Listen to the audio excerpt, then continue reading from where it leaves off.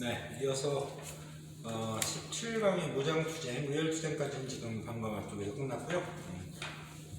무장투쟁을 하도록 하겠습니다. 거기 무장투쟁은 아까 말씀드린 것처럼 쭉 흐름으로 말씀을 드려서 마감을 짓까 하는데 절대 오랜 시간이 걸릴 이유도 없고 걸릴 내용도 아닙니다. 수많은 전투 이름을 우리가 다 배울 이유도 없고 수많은 부대 이름을 다 알 필요도 없어요. 그러니까 노골적으로 말씀드리면 전투 이름은 하나, 무장투쟁 단체, 그 독립군은 3개만 아시면 됩니다. 자, 한 15분 내지 20분이면 끝날 것 같거든요. 한번 보시겠습니다. 지금 17강의 무장투쟁 파트예요. 군대 대 군대로 붙는다고 그랬고요. 그죠? 군대 대 군대. 자, 1920년대부터 이제 무장투쟁이 시작인데 1920년대는 청산리 전투. 1920년에 있었던 청산리 전투에 대해서 쪽발리를 끌어들여서 박살을 내는 거죠. 자, 동로군 정서죠. 대전류에서 확대 개편됐다는 거 기억하시죠? 김대중 장군 또 기억해 주시면 좋겠고요. 자, 위치는 이렇게 됩니다. 쓰고 지울게요. 그리고 이 지역이 바로 청산리 지역이에요. 지금 남과 북의 북쪽에 중국 땅이죠. 지금 우리가 조선족, 옌벤 뭐 이렇게 부르는 그쪽입니다. 그쪽에서 박살을 냈죠. 아주 통쾌한 일인데 그럼 쪽발리들은 이에 대한 보복으로 이 지역을 공격해 올 텐데 우리 독립군은 이미 눈치를 채고 다 도망을 가졌어요. 그럼 여기 민간인만 남아있는데 민간인을 참살하는 겁니다. 쪽발리 새끼들이. 네 남편 어디 갔어? 네 자식 어디 갔어? 네 아들 어디 갔어? 모른다? 죽이는 거예요. 그게 바로 이미 백산 정계에서 강력하게 말씀드렸던 간도, 그죠? 간도 지역이 아까 그 빗금친 지역이 그 지역이죠? 간도, 청도. 우리는 이게 시련이죠.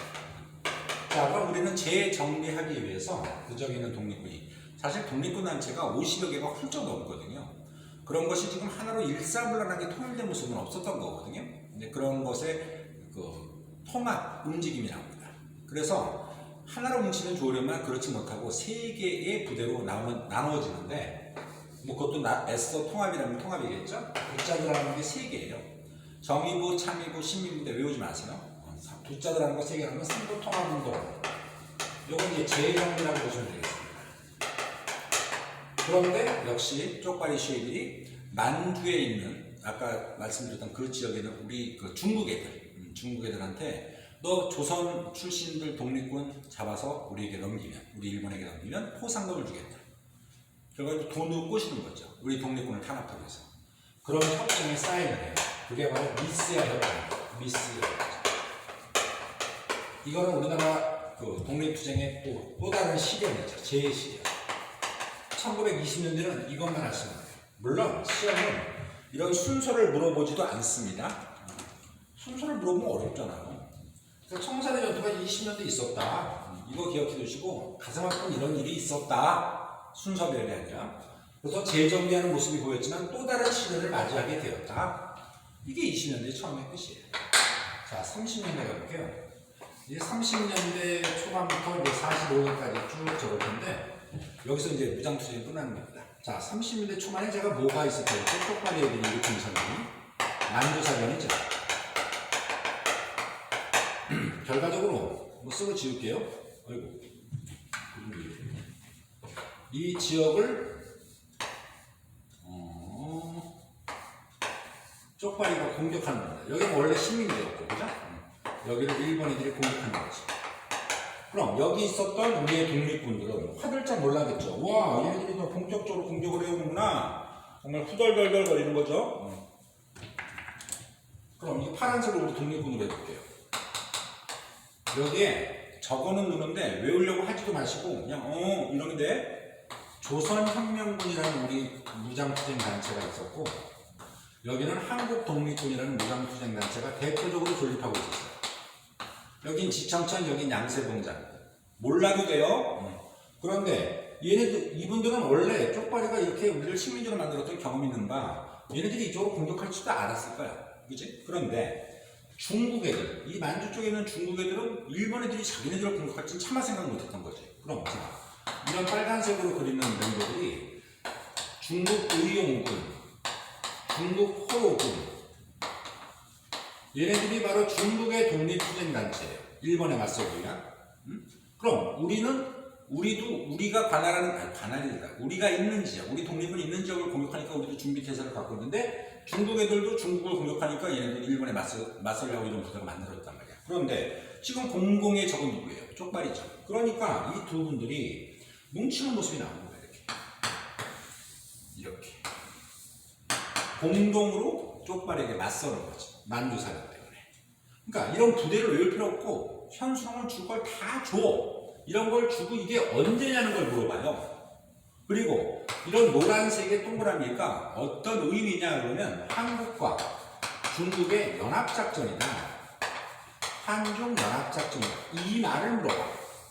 쉽게 얘기해서 이 내응전, 한중연합이라는 단어가 나오면 여러분들은 이걸 떠올리는데 이걸 줄 거라고 걱정하지 말란 말이야. 그런데 이게 바로 만주사변 때문이다. 시기적으로는 그런 문제다. 30대 초반이다. 이렇게 큰 그림을 그려두시면 그냥 전투가 쌓입니다. 부대 이름 없이. 혹시 부대 이름 나오면 어떻게 하라고 높아심이 질문하는 친구도 있었어요. 현장 수업에서. 그건 저를 못 믿는다는 얘기잖아요. 저는 어차피 여러분보다는 이쪽에 전문성을 갖고 있는 사람이고. 그러니까 이런 건 걱정하실 이유가 없어요. 이런 게 나오는 순간 위주할 고주할을 물어보는 순간 하물며 이 두 분들의 연합체로 쪽발에게 맞섰던 싸움이 영릉과 흥령성 전투다. 이런 거를 물어보는 순간 국사는 타과목보다 난이도가 더 올라가요. 미약한 공부로 우리가 사실 1등급을 지향하면서 공부하는 게 국사잖아요. 그 틀이 깨져요. 곧 절대평가로 만든 수능 국사의 의미가 없어지는 거예요. 제 말 이해되겠어요? 그러니까 이런 게 이때다 키워드가 이런 거다만 아시면 되는 거예요. 그것도 모르는 수험생이 거의 제가 볼 때 80% 이상이니까. 자, 이렇게 되면 자 30년대 중반 정도로 볼까요? 이게 일본의 군대가 사실 이런 분들의 노력이 맞설 수 있는 전력이 아니죠. 워낙 세잖아요. 세계 3, 4위권의 국력인데 이게 상대가 되겠어요? 그러면 이 지역은 완전히 이 하얀색으로 제가 그려볼게요. 이 지역은 쪽발의 장악지대가 돼버려요. 만주사변에서 다 무너지기 때문에 이런 분들이. 그러면 여기 있었던 지금 왼쪽에 보셨던 우리 역사를 기준해서 조선혁명군이다 한국독립군이다 이런 무장투쟁단체는 여기서는 자리를 잡을 수가 없죠. 그럼 당연히 중국 땅으로 넘어가는 거예요. 선생님 질문 있습니다. 중국 애들은 도대체 뭔데 우리나라 독립군이 넘어가는 걸 받아주나요? 그게 바로 일본에 대한 공공의 적의 개념으로서의 도움이죠. 우리는 이미 나라를 잃었고 중국도 나라를 잃어갈 수 있는 여지가 있다는 걸 인지를 못하겠습니까? 그러니까 이런 저항 있는 사람들이 함께 힘을 합해서 쪽발하고 맞서 싸울 수 있다는 걸 알기 때문에 자기 그 넓은 땅에 뭐 마련을 해준다기보다 무장투쟁 단체가 생기는 것 자체에 대해서 반감을 가질 이유는 없는 거예요. 왜? 공공의 적에 대한 대처니까. 이해되겠죠? 그러니까 이 단어를 정확히 인지를 해주셔야 되겠네요. 자, 그런 다음에 지금 공간이 좀 카메라가 혼자 찍다 보니까 이게 자꾸 코너에 몰리는 느낌인데 부족하죠? 그럼 이제 30년대 후반과 40년은 지우고 저 왼쪽에서 좀 공간을 확보한 다음에 적도록 할게요. 지금 30년대 들어왔다는 거 정확히 이제 두시고 이제 마지막 파트의 무장투쟁.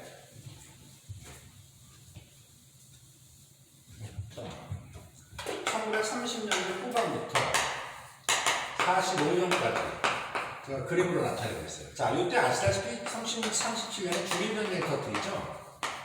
드디어 일본이 중국 본토를 공격한단 말이에요. 만주 정도가 아니라 이렇게 공격한단 말이죠. 그죠? 무슨 말인지 이해되겠어요? 그럼 중국 애들도 야, 일본 애들의 침략을 눈으로 보다 보니까 우리나라 독립군과 같이 협조하겠다는 의식이 더 생기는 거야. 그렇죠? 혼자 맞서서 밀어낼 수 있다면 왜 이런 걸 하겠습니까? 중국은 국력이 바닥을 지금 치고 있기 때문에 일본 애들의 공격에 대해서 의연하게 같이 공동작전을 피는 건 전혀 이상할 게 없는 거죠. 자, 그래서 제가 필기 공간 확보 때문에 의도적으로 지금 크게 그릴게요. 저 사람 내가 김찬호 국사를 계속 들어봤는데 대단히 그 민족지향적인 얘기를 많이 하는 것 같은데 왜 이럴 땐 또 중화사상이냐 중국 중심이냐 이러지 마시고 필기 공간 확보 때문에 그런 겁니다. 자, 이쪽에 황하라는 큰 강이 있고 이쪽에 양쯔강이라는 큰 강이 중국에 있죠. 여기 양쯔강 중류 쪽에 보면 노란색으로 적을게요. 난징이라는 것이 있어요. 이 삼국지에도 나와요. 이게 적격대전 라인 쪽에서. 이 난징에 아까 제가 30년대 중반에 우리나라 독립군이 많이 넘어간다고 했죠. 그죠? 그 중에 김원복. 김원복? 아까 얘기했었던 우리 혈단인데 이분은 혼자 폭탄 던지는 걸 주도했던 분인데 그게 별로 큰 뜻을 못 이루기 때문에 이분은 이미 의열단 활동에 회의를 느껴서 중국으로 넘어가서 군대를 꾸리려고 했던 거예요. 쉽게 얘기해서 의열투쟁을 했는데 의열투쟁의 한계를 느끼니까 무장투쟁 쪽을 선호하면서 무장투쟁을 하기 위해서 중국으로 이미 넘어가셨어. 근데 아까 말씀드린 것처럼 30년대 중간에 많은 만주에 있는 독립군 오지. 그런 사람과 의기투합을 하게 되는 거야. 이해되시겠어? 투쟁의 방법이 바뀌는 거죠, 스타일이. 자, 그래서 김홍봉과 플러스 알파 무려 5개의 부대가 연합을 해서 조선, 일단 좀 크게 넣고 싶네요. 의용대라는 것이 1938년에 창설돼요. 군대입니다. 군대. 무장투쟁이죠, 군대니까. 그죠? 이해되시겠어요? 김원봉의 플러스 알파가 조선의용대라는 군대를 창설을 했는데, 이게 중국 땅에서 만들어진 최초의, 만주를 제외합니다. 중국 땅에서 만들어진 최초의 무장투쟁 단체예요. 절대 이거 만만히 보시면 안 됩니다. 왜? 김원봉이 있기 때문에. 우리 교수님들이 제일 존경하는 김원봉이 이걸 했기 때문에 매번 이게 나오는 거예요. 되겠어요? 38년에 제가 연도 쓰고 웬만하면 지운데 지금 38년을 강조하고 있죠? 최초라는 걸 강조하기 위함입니다. 자, 여기서 하나 더 보셔야 되겠어요. 여기 상하이 쪽에 대한민국 임시정부가 1919년에 창설했는데 대단히 위기였다고 그랬죠? 많은 사람 떠나기도 됐고 김구가 홀로 외로이 싸웠다고 그랬죠? 그럼 이 대임정은 쪽발이가 지금 중일전쟁으로 중국 본토를 공격합니다. 상하이 있다가 다 죽을 거 아니야, 쪽발이한테. 그러니까 오랜 피난을 거쳐서 약 6년 이상의 피난을 거쳐서 요 내륙 쪽에 있는 충칭이라는 곳에 대한민국 임시정부가 이동을 해요. 줄여서 좀 대임정이라고 했죠? 1940년에 여기에 자리를 잡는데 계속 피난을 가면서 일본 애들의 공격에 피난을 가면서 뭘 느꼈을까? 군대라는 게 필요하구나는 생각을 하게 됐을 거예요. 그죠? 그래서 비록 소규모지만 대한민국 임시정부 군대 없었던 정부에서 최초로 군대가 나와요. 무장투쟁이죠? 그게 바로 역시 시험의 베스트셀러라고 할 수 있는 한국 광복군이 1940년에 지청천이라고 하는 애를 사령관으로 해서 창설이 된 겁니다. 자, 볼게요. 여러분들은 분명히 상식적인 접근으로 이게 더 유명하다는 거 아실 거예요. 많이 들어보신 걸 테니까. 근데 최초의 중국 땅에서의 무장투쟁 단체는 뭡니까? 조선의용대가 최초입니다. 2년 빠르죠? 그걸 물어봐요. 맨날 한국광복군이 주인공이니까 최초의 무장투쟁 단체는 한국광복군이다. 이렇게 물어보면 여러분들은 지우셔야 돼. 자, 안내부터 자꾸 쏟아져서 잠깐 끄겠습니다. 제가 화면이 안 보여서 그래요. 자, 한국광복군 꼭 기억해 주시고, 이게 대한민국 현재 정부의 이전 모델이면 이거는 현재 국군, 대한민국 국군의 이전 모델이기 때문에 충분히 시험적 가치가 있는 것도 사실입니다. 다만 최초가 아니라는 거 조심하시고, 한국광복군에 대한 3가지 서술, 우리 수능특강 있는 걸 적어볼게요. 이 부대가 창설되자마자 일본에 선전포고를 합니다. 대일 선전포고라고 했죠. 대일 선전포고. 물론 뭐 일본 애들이 무서워했을 리는 없어 보이고 아주 스몰한 작은 숫자의 군대였거든요. 그 다음에 영국군과 지금 일본군에 맞서 싸우는 영국군이 연합국의 일원이잖아요. 연합군의 일원은. 그래서 영국군과 연합작전을 피는데 인도 미얀마 전선에 우리나라 한국광복군 일부가 파견이 돼요. 그 이유는 하나예요. 싸우려고 하는 것보다 영국 애들이 일본어가 능통하지 못하죠. 그럼 일본군을 포로로 잡아서 이렇게 신문을 할 수가 없잖아. 그러니까 일본에 능통한 우리나라 사람을 스카우트하는 거예요. 그래서 포로신문. 물론 이런 게 시험일 수는 없어요. 말이 되어서 포로신문이지 사실 그건 고문이었어요. 고문. 쪽발이에게 당한 만큼 돌려주기. 그 다음에 마지막으로 미국군과도 미국 특수부대 OSS라는 부대와 연합작전을 핍니다. 이건 좀 튀는 게 국내 진공작전. 얘네들 미국 애들의 헬리콥터 비행기를 이용해서 낙하산을 타고 서울로 진공해서 빼앗긴 나라를 되찾자. 이런 움직임이 구체적으로 실현됐었어요. 그러니까 준비 과정은 말입니다. 그런데 실행을 하려고 딱 국내 진공작전을 실행하려고 그러는데 원자폭탄이 일본의 히로시마 나가사키에 떨어지면서 일제가 항복을 해버렸죠. 일제가 패망을 한 거예요. 망한 거예요. 그러니까 그렇게 되기 전에 했어야 되는데 그렇게 되고 나선 국내 진공작전이 무의미해진 말입니까? 그죠? 그래서 뜻을 못 이뤄서 우리 김구 선생, 대임정의 지킴이, 이땐 주석이라는 타이틀도 달고 김구 선생은 아이고 진작할 걸 때를 놓쳐가지고 우리가 연합국의 일원으로 승전국, 싸움에서 이긴 나라로서의 역할을 못하게 되었구나라고 아주 자탄하시는 글이 백범일지에 적지 않게 서술이 되어 있죠. 어찌됐건 뭐 그런 내용도 깊은 내용인 것 같아요. 이런 표현을 인지를 꼭 해주셔야 돼요. 이거는 워낙 시험에 베스트셀러로 잘 팔리는 거니까. 되겠습니까? 이 조선의용대 이동 과정도 있는데 사실 그걸 물어볼 일 만무해요. 나중에 요 얘기만 들어보세요. 워낙 일본인들이 거세게 밀어붙이니까 이 난징에 있던 조선의용대도 이렇게 이동을 하게 되고, 일부는 중국 공산당과 손을 잡고 일부는 김원봉 및 일부 조선의용대는 여기 충칭의 대인령에 합류를 해요. 같은 민족끼리 다시 한번 뭉치는 거죠. 그런데 그런 것도 물어보지 않아요. 중요한 건 이 둘의 부대가 다 우리 민족 부대인데 중국 땅에서 활동하신 분인데 최초가 뭐고, 그 다음에 현재 대한민국의 전신이 되는 대한민국 인천대통령 한국 강목군에 이런 특징이 있었다 정도만 기억해 주시면 무장투쟁은 빠이빠이 치는 겁니다. 자, 제가 한 17분 정도 수업을 한 것 같아요. 시계를 보니까.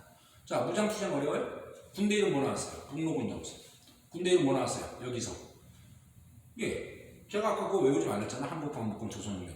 여기 조선의용대하고 한국광복군. 그죠? 세 개 나왔죠? 전투 이름 청산리 전투하라. 그죠? 나머지 건 쳐다도 보지 말라고 그래요. 그죠? 그럼 뭐 더 이상 현수에서 이건 이상의 수업을 더 이상 할 수가 없는 거죠. 됐죠? 이게 맥시멈입니다. 자, 챕터 17강까지 끝났고요. 이제 곧 이어서 18강, 19강, 20강. 이게 수능 특강의 마지막 강이고 20강까지가 현대사입니다. 현대사는 세 문제 플러스 알파가 나오게 돼 있죠. 그럼 우리가 지금 남는 그 강의가 이거 말고 하나 더, 조그만 강의를 하나 더 올릴 수도 있는데, 요것만 들어주시면 나머지까지 국사 다 잡을 수가 있어요. 자, 이제 18강부터 20강 현대사. 이 18강은 구성부터 먼저 말씀드릴게요. 18강은 광복 직후의 혼란입니다. 일제가 패망해서 우리는 자연스럽게 광복이 됐죠? 혼란기. 19강은 각 정권의 특징, 대한민국 역사만 배우니까요. 북한 역사 안 배웁니다. 뭐 그것도 유감인데, 그건 제 마음대로 역사 편입되는 게 아니라 수능 특강 자체를 물어보는 거니까. 우리나라 이승만 정권부터 사실 지금 우리 수능 특강은 이명박 정권의 아주 짧은 멘트까지 나와 있어요. 근데 이명박 지금 뭐 구치소에서 이제 17년 살아야 되지 않습니까? 못 내요. 그걸 왜 내요? 각 정권의 특징, 그 다음에 여기서 이제 피는 게 민주화 운동. 3대 민주화 운동이라는 거 설명을 드릴 거예요. 오랜 시간이 걸릴 리가 없어요. 그 다음에 양제일적인 거. 굳이 이런 방을 왜 따로 독립으로 설정했는지 이해가 안 될 정도로. 여긴 경제성공.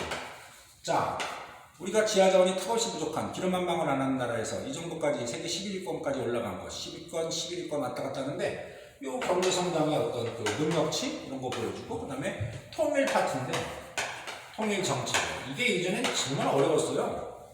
자료도 많았고. 근데 이제 박스 하나로, 박스 처리로 해가지고 딱 6줄로 언급이 됐어요. 이것도 키워드. 그러니까 제가 장단프인데 요거는 약 15분짜리 그 이상 그 이하도 아니에요. 키워드만 딱딱 보시면 뭐 무난하게 커버가 되고, 여기 내용이 조금 시간이 걸릴 수 있겠습니다만, 그 시간에, 제가 말하는 시간에 여러분 연연하실 필요 없어요. 그냥 수업만 들어주시면 돼요.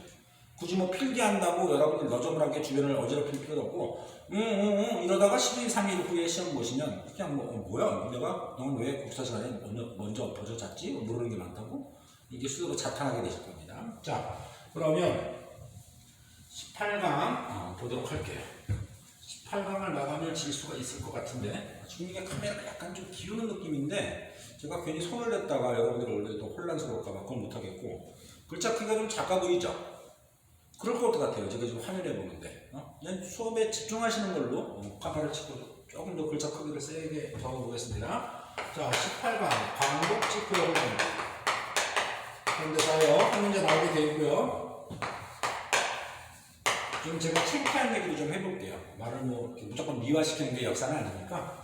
자, 여기서 전 잘 보실게. 일제가 45년에 8월 15일 날 우리가 광복절이라고 하는 날에 항복을 했죠. 연합국에 뭐 미국, 영국, 뭐 이런 소련 애들한테 항복을 했는데, 전쟁은 끝나는 건 그 시점이지만 전쟁이 끝날 거라고 예상되는 건 주변 상황이 얘기해주고 있어요. 그러니까 쉽게 얘기해서 일제는 패망할 거다. 왜? 계속 전쟁에서 연합국이 이기니까. 그래서 연합국의 이론들은 미국, 영국 43년에 윌리엄 중이 미국, 영국, 중국의 우두머리들이 뭐 루즈벨트, 처칠, 그 다음에 장제스 이런 애들인데, 이집트의 수도 카이로에서 회담을 해요. 아주 쉽게 얘기하면 우리 입장에서 볼 땐 한국의 독립을 보장해요. 일제 식민지하였잖아요. 그러니까 한국의 독립이 최초로 언급되고 보장되는 거야. 여기에는 중국의 힘이 지대한 영향을 미쳐요. 중국이 힘이 세서가 아니라 아까도 방금 말씀드렸던 무장투쟁이나 이런 면에서 서로 협의가 잘 돼 있잖아. 서로 공동대처. 그러니까 쉽게 얘기해서 중국의 장제스가 미국과 영국의 대표들에게 우리가 같이 싸웠던 좀 식민지하 오래 헤매고 다니던 애들이 있는데 얘네들 독립국가 만들어줍시다 라고 하니까 미국, 영국은 뭐 관심이 일이나 있었겠어요? 이 한반도에 조그만 애들한테 뭐 그럽시다 이렇게 된 거예요. 그게 바로 카이로 회담이에요. 근데 정말 말 그대로 누구 기침에 곤충들 죽는다고 그 사람들에겐 별거 아니었겠지만 우리 민족에겐 커다란 희망 메시지가 된 거겠지. 물론 소식이 잘 전해지진 않았겠지만 소련이라는 나라가 러시아에서 공산화가 된 나라죠. 이 제2차 세계대전 참전을 미루다가 거의 전쟁이 이제 일본의 패망으로 확정이 된 순간에 숟가락을 얹어요. 남이 차려준 밥상에. 이게 바로 소련의 제2차 세계대전 참전이죠. 이건 우리 민족의 역사하고 직접적 관련은 없어요.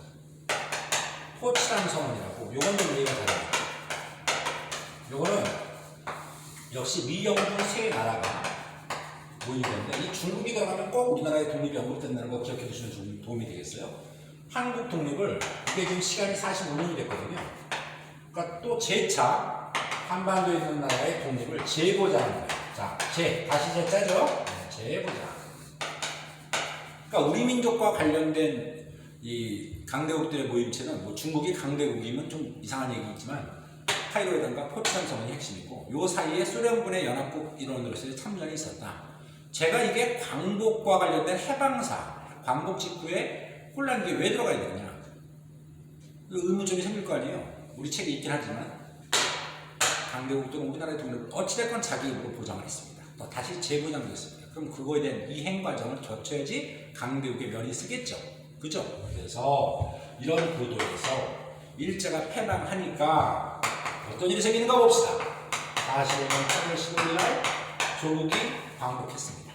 그런데 연합국의 이름으로 참전했던 소련 애들이 국경이 붙어 있었거든요. 우리하고 지금도 붙어 있지만 지금은 러시아고 일본군, 한반도에 있는 일본군의 무장 해제를 자기네들이 막겠다. 그러니까 일제가 패망했잖아요. 그럼 우리나라에 있는 일본군들은 무기 해제를 하고 본국으로 돌아가야 돼요. 그 무장 해제를 하는 것 자체가 되게 힘겨운 일일 수 있죠. 아니, 걔네들이 뭐 신사가 뒤틀어져서 갖고 있는 총 가지고 쏘면 어떡해요. 항복했다고 하더라도. 그러니까 소련 애들이 무장 해제, 일본군의 무장 해제, 이유를 적을게요. 일본군의 무장 해제를 목적으로 연합국이 일어났으니까 소련 애들이 내려와요. 쭉. 그랬더니 미국은 화들짝 놀라는 겁니다. 지금 소련은 일본군의 무장 해제라는 말을 핑계로 삼아서 이 주인 없는 땅 한반도에 공산주의 국가를 만들려 하는 거 아니겠느냐. 자, 들어보셨는지 모르겠는데 이때가 제2차 세계대전 끝나고의 아주 엄청난 혼란기입니다. 냉전이라고 그러죠. 영어로 콜드 워입니다. 자유민주주의 체제와 공산주의 대립이 너무 첨예해서 이른바 유럽의 동유럽 국가는 소련이들이 다 공산화를 하는 작업이 이루어졌었어요. 그것 때문에 미국과 사이가 소련이 너무 안 좋았고 그런데 이렇게 참전이라기보다 일본군의 무장해제를 말로만 하면서 이렇게 소련군이 한반도로 내려오겠다니까 미국 애들은 화들짝 놀라서 야 주접 떨지 말고 소련 어디 감히 위도 38도선 아래쪽으로 내려오지 마라. 거기 위에서만 일본군의 무장해제해라. 우리 미국은 한반도 남쪽으로 간다.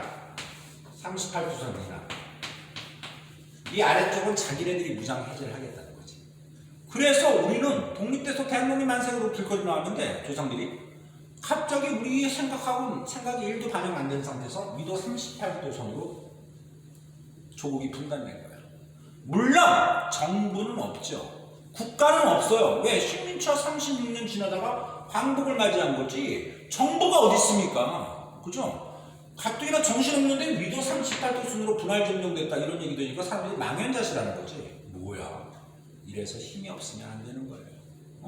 역사를 배우는 교훈 중에 여러 가지가 있는데 우리가 반면교사라는 좀 어려운 말을 쓰잖아요. 어렵지도 않지만 사실 이 반면교사라는 게 뭐 하나 이전의 상황을 거울로 삼아서 현 시점에서의 어떤 개선의 어떤 여지로 삼는 게 역사교육의 목적이기도 한데, 지금 보세요. 힘이 없으니까 강대국이 역사를 갖고 하드캐리하는 거죠. 지금 우리 대한민국은 미국 빨아대고 있어요. 자, 미국이 불과 몇십 년 전에 이랬어요. 우리가 지금 힘이 없으면 미국이 뭐 바이든이 대통령이 되든 트럼프가 뭐 어찌됐건 전세를 역전하든 이게 우리 관심이나 되겠습니까?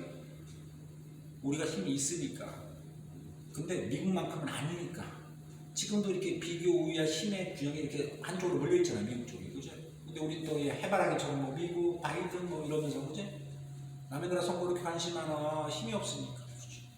우리나라 대통령 선거 미국 관심 없거든요. 똑같은 거야. 교수님 미국 엄청 까는데? 네. 까죠? 까죠. 도대체 우리 힘으로 하는 게 뭐가 있어? 자꾸 이렇게 남의 힘에 빌리면 자기 힘을 못 기르면 몇 개 주지 않게 된다는 걸 보여드리는 면에서 말씀드리는 거예요. 자, 이렇게 됐죠? 참 난감한 상황입니다. 그런데 아까 뭐라 그랬어요? 강대국들은 우리나라의 독립을 재보장했으니까 이 한반도가 이렇더라도 독립국가에 대한 어떤 이행 정책을 써야겠지? 그런데 참 난감한 일이 걔네 입장에도, 강대국들의 입장에도 생긴 게, 온갖 강력범죄가 무정부 상태다 보니까 우리 조상들이 강력범죄를 마구 저질러요. 뭐 제 입으로 담지 못할 너무나 많은 강력범죄가 벌어지니까, 야, 조선이란 이 한반도에 있는 애들은 상태가 몹시 불량하니까 완전한 독립국가를 처음부터 만들어줄 수는 없는 노릇이다. 너무 수준이 떨어져서. 강대국이 볼 땐 그렇단 거예요. 저도 이해합니다.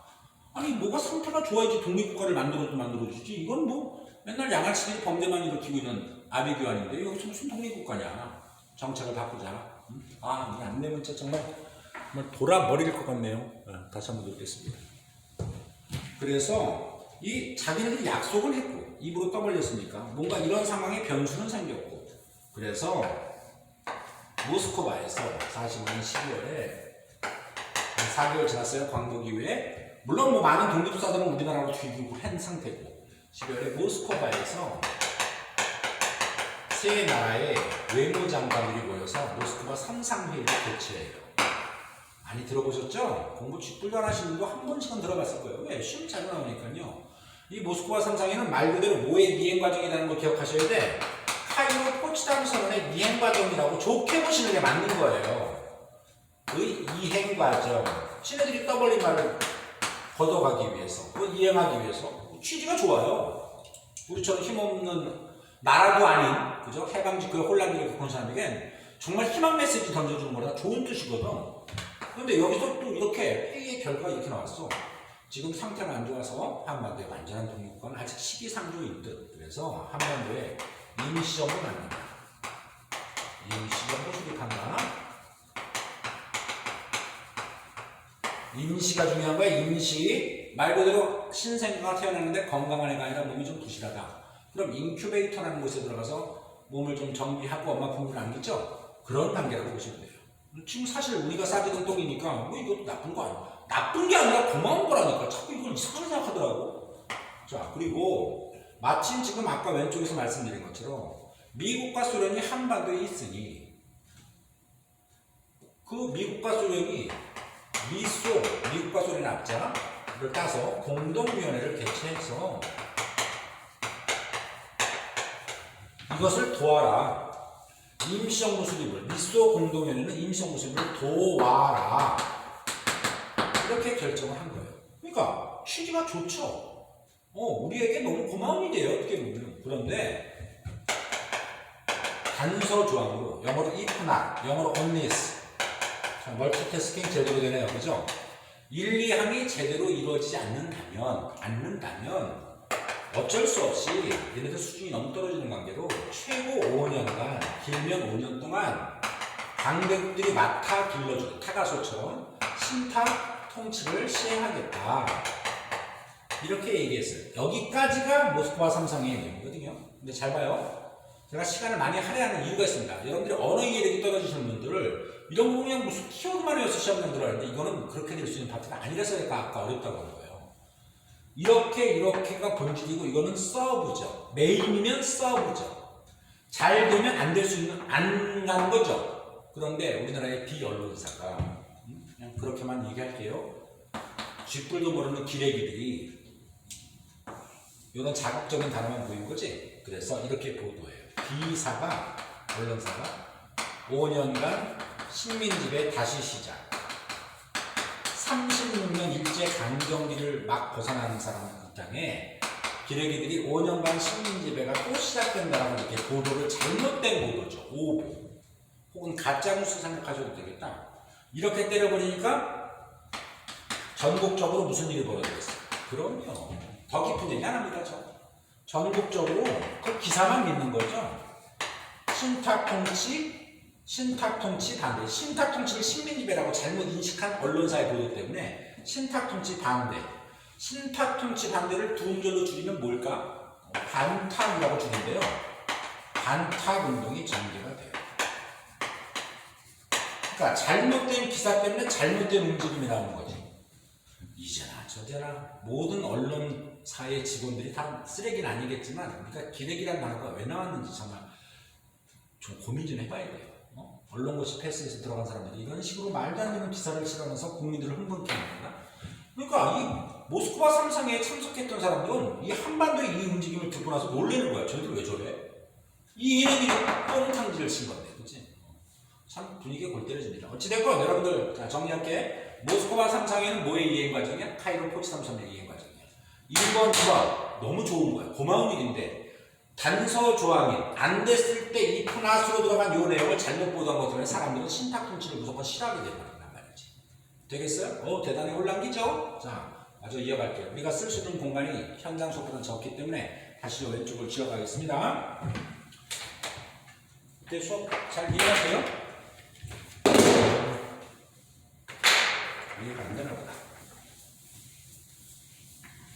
이런 거 한 2번 지으면 18번 끝나요. 양 많아겠죠. 자, 그런데 모스크바 삼상의 결정은 이렇게 전달됐고 우리나라에서 좀 난리 부르스가 났습니다. 그런데 어찌됐건 강대국들의 결정이면 시행이 되겠죠. 마침 미국과 소련은 한반도에 있었죠. 그래서 임시정부 수립을 돕기 위해서 1차 미소 공동위원회가 개최는 됩니다. 그런데 보세요. 사실상 이거는 임시정부 수립을 도와라는데 막상 만나보니까 미국은 자유민주주의 체제를 한반도에 정권을 만들고 싶고 소련은 공산주의 국가를 만들고 싶다. 서로 이데올로기, 곧 이념이 다르니까 이건 말싸움밖에 아니고 결렬이고요. 예상했던 바죠? 그랬더니 승만이 제가 그렇게 교육했던 승만이 시위가 미국에서 귀국을 한 상태인데 전북의 전라북도에 정읍이라는 동네가 있거든요. 승만이가 그쪽에 가서 사람들을 선동해서 이른바 정읍발언을 때리는데 이 정읍발언의 내용은 말을 최대한 줄일게요. 이렇게 된 거 38도선으로 분할점령돼 있잖아. 그치? 통일정부는 개뿔을 이 대통령병 걸린 환자 새끼들은 어쩔 수가 없어요. 우리 남한만이라도 이 남한이라는 게 바로 뭐예요? 38도선 이 남이죠. 그죠? 정부 만들자. 제가 다른 말을 다 줄여서 축약해서 하는 얘기예요. 정부를 수립하자라고 드립을 쳐요. 여러분들 민족의 지도자라고 속칭 혹은 자칭 타칭하는 애가 이렇게 한원들의 보조사 만이라는 단어는 쓰면 안 되는 거죠. 나만 잘 되면 돼. 우리만 잘 되면 돼. 이게 지도자입니까? 아집과 편견으로 사는 개인의 모습 아니에요. 근데 이 새끼는 대통령병 걸린 환자 새끼니까 난 대통령 어디에서만 되면 되는데 나는 미국 물을 먹고 와서 소련 애들 꼴 보기 싫고 자유민 체제 국가 만들고 싶다. 얘가 미국 끈앞풀이라니까. 미국 끈앞풀 앞자리.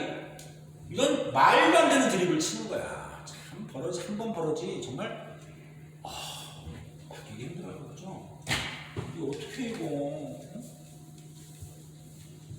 제가 하늘나라 가면요 아까 김홍룡 장관 만나서 소주 한잔 하고 싶다고 얘기했죠. 그 길에 지옥이 있을 거예요. 물론 저도 지옥을 갈 확률이 높은데 승만이가 보일 겁니다. 지옥불에서 막 신의 한 수 보면 막 이렇게 그런 그래픽 이렇게 CG 들어가지고 막 맷돌 돌아가고 막 죄지은 애들 떠가지고 다시 올라와서 또 갈고 나고 막 이런 거 나오잖아. 제가 뭐라 했죠? 신의 한 수 아니 신의 한 수는 다른 영화고 신과 함께요? 신과 함께. 거기 보면 그런 장면 나오죠. 하정우 막 이렇게 주지훈 이렇게 지나가는데 여자의 꼬마하고 막 거기에 분명히 이승만이 막 깔렸다가 떨어지다가 와 하고 다시 올라오는 거 나올 거거든. 난 이제 진짜 걔는 쥐업했나. 야 승만이 컴온. 야 하정은 더 부탁할 것 같아. 저 죄송한데요. 저 새끼 좀 몇 대 때리면 안 될까요? 아 바쁜데 아니 정말. 내가 소주 2병 먹고 1병 먹을 테니까 남는 시간에 저 좀 때리게 해주세요. 밟아버려. 이게 뭐야? 이런 새끼 때문에 지금 우리가 2020년에도 조국 분단돼가지고 맨날 원수처럼 같은 민족인데 같은 말 쓰고 있는데 같은 역사 갖고 있는데 서로 갈구고 있잖아. 다 이런 애 때문이라니까. 얘가 원죄가 엄청나네요. 얘 아마 지옥에서도 제일 뜨거운 지옥불에서 지금 고생하고 있을걸? 당연하지 그래야 돼. 얘가 이런 드립을 치니까 아휴 이 뭐야 이게 이런 놈이 다 있어. 자 별표 우리 좌익과 우리 우익. 자 언어 상식이 좀 떨어지시는 분도 계실 테니까 슬퍼하지 마시고 대부분 아실 거라는 생각도 들지만 그렇지 못한 학생도 저는 현장에서 많이 보니까 말입니다. 좌익 이렇게 부르죠. 왼좌자 이런 사람들 공산주의라고 해요. 이게 프랑스 의회주의부터 나온 말인데 그런 연역까지 말씀드릴 여력은 없는 관계로 공산주의 사회주의 계열이죠. 이건 민족주의 계열이에요. 이렇게 승만이 이런 드립을 듣고 공산주의와 민족주의 계열 특히 중도파가 극이 아니라 가운데 라인. 쉽게 얘기해서 나는 공산주의지만 우익에 대한 선호도도 있고 난 우익이지만 공산주의에 대한 선호도도 있는 이런 중도 좌파, 중도 우파가 힘을 합해서 합작해서 제발 승만이의 드립을 제거하자. 캐치보드가 승만이 반대. 조국 깨지니까. 그죠? 얘 말대로 하면 조국 깨지는 거 아니야. 그지? 승만이 반대. 통일정부, 분단된 나라나 통일정부 수립 이런 주장을 하게 되는 걸 우리는 싸잡아서 뭐라 그런다? 좌우합작론이라고 해요. 여기 대표적인 인물이 바로 김규식 선생. 이분은 충칭에 대한민국 임시정부 피난 갔을 때 김구가 주석일 때 부주석을 하셨네요. 중도 좌우파가 주도를 하는데 이 중도 좌파에는 여운형 선생, 몽양 여운형 선생. 우리나라에서도 존경하는 사람 많습니다. 대한민국에도. 그 다음에 중도파는 아까 얘기했던 김규식 이런 분들 두 분이 중심이 돼서 두 분만 한 건 아니지만 제발 이런 것 좀 정말 토할 것 같아. 족붙는 데면 안 돼. 이런 움직임을 하시는데 여기서 승만이가 자기 반대파잖아요. 승만이가 아주 졸렬한 인간이고 사악한 인간이라는 걸 보여주는데 마음에 안 들죠? 왜? 자기 말을 반대했으니까. 지가 대통령도 아니고 그냥 일반 정치인일 뿐인데 김자진 장관의 아들 깡패 김노아를 섭외를 했어. 야 너 저 몽양 여운형부터 좀 죽여다오. 청부살인을 부탁하는 거야. 청부살인. 노답이에요. 그럼 우리 또 못 배우고 아버지가 독립투쟁을 하고 못 배운 우리 김도환 할머니 밑에서 힘들게 자라는 김도환은 깡패짓 하면서 예, 돈만 주시면 이렇게 되는 거죠. 여운형 선생이 김도환이 시킨 쫄자. 김도환의 이제 꼬봉이죠. 꼬봉이를 사주해서 성북동에서 그 사무실로 출근하는 자동차 위에 번넷 위에 백의사라고 하는 김도환이 만든 깡패 조직의 꼬봉이가 올라가서 여운형 선생을 총으로 쏴 죽입니다.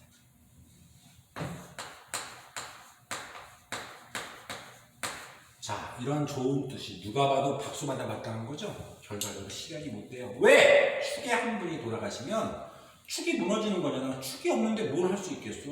축구를 해도 뭐 예를 들어서 왼발 잡으면 오른발에 딱 힘을 실어놓고 왼발로 가볍게 날리는 거라서 이게 바로 오른발이 축이 돼야 되는데 발 힘이 약한 애들은 킥력이 약한 거예요. 왜? 누구는 그래. 왼발 잡으면 왼발 힘이 약해서 킥이 안 나간다고. 오른발에 축이 안 쓰니까. 그죠? 중심이 없으니까 올라갈 수 있는 힘의 구동력이 떨어지잖아요. 똑같은 거예요. 결과적으로 속절없이 실패를 해요.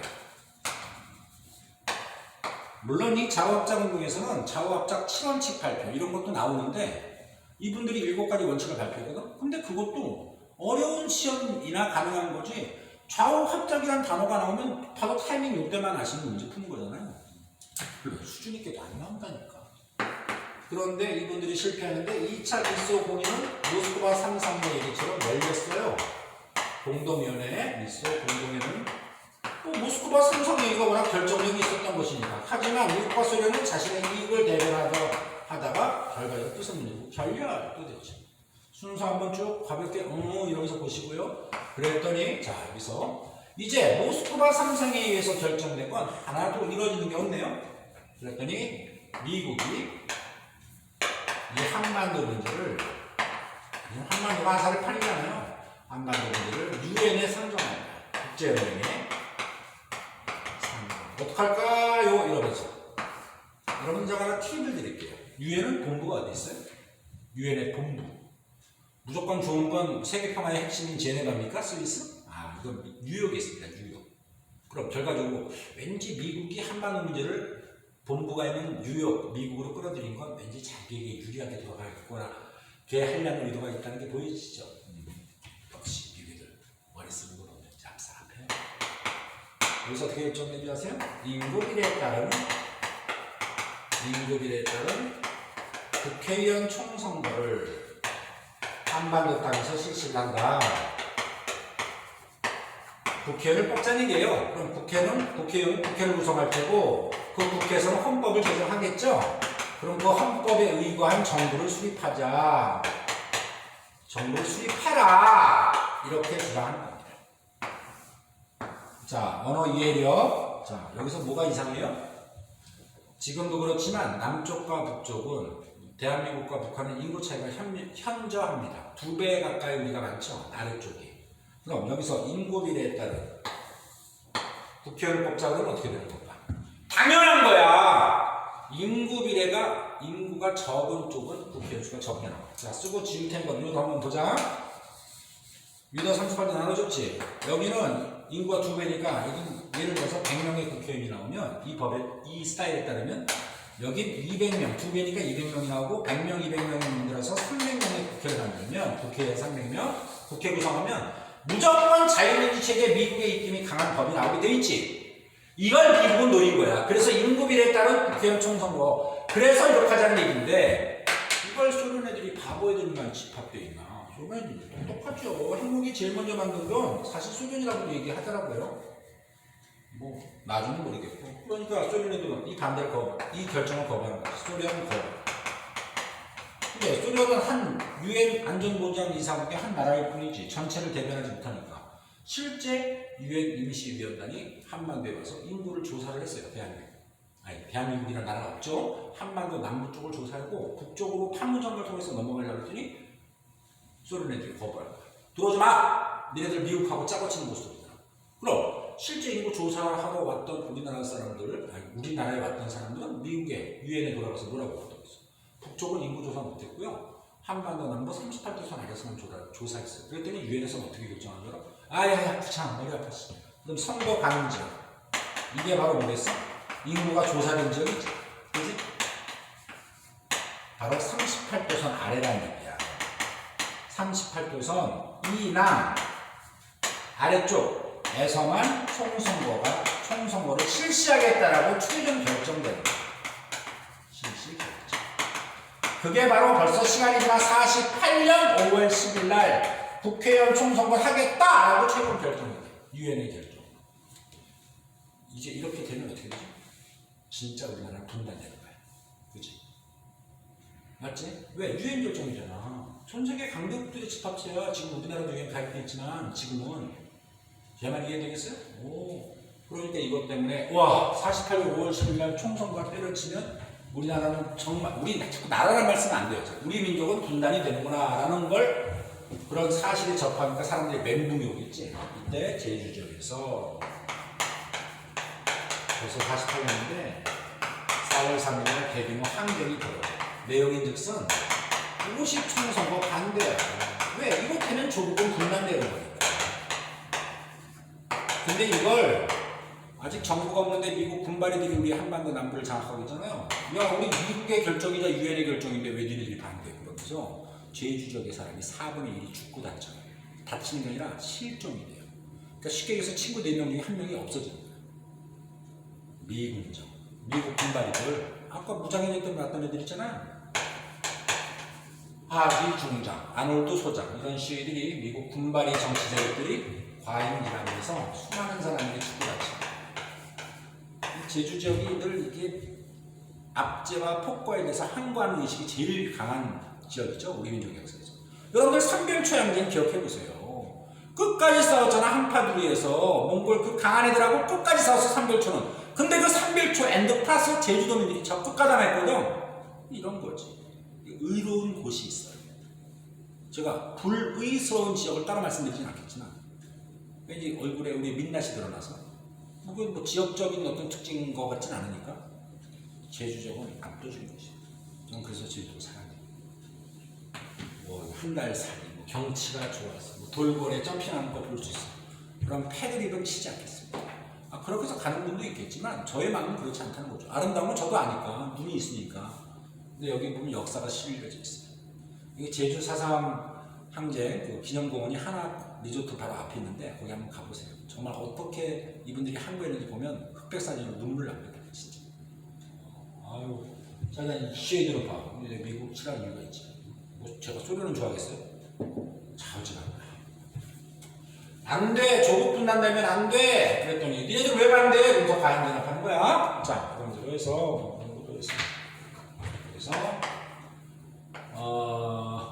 남북 협상파 의 활동이 나옵니다. 근데 제가 이걸 지금 생각해요. 제가 아까도 말씀드렸지만 45분으로 잘라서 가야 되는데 안 그러면 되게 좀 애매한 포지션이 생기거든요. 저도 이거 딱 깔끔하게 끝나갔을 가고 싶었는데 지금 시간을 보니까 딱 그 시간에 저촉이 되네요. 요거는 다음 번 강의, 이제 세 번째 강의로 업로드 되겠어요. 앞쪽 강의는 좀 짧았고요, 그죠? 지우지 않고 그대로 활용할 테니까 요거 보고 이제 어차피 현대사니까 쭉 이어가도록 할게요. 자, 잠깐 쉬겠습니다.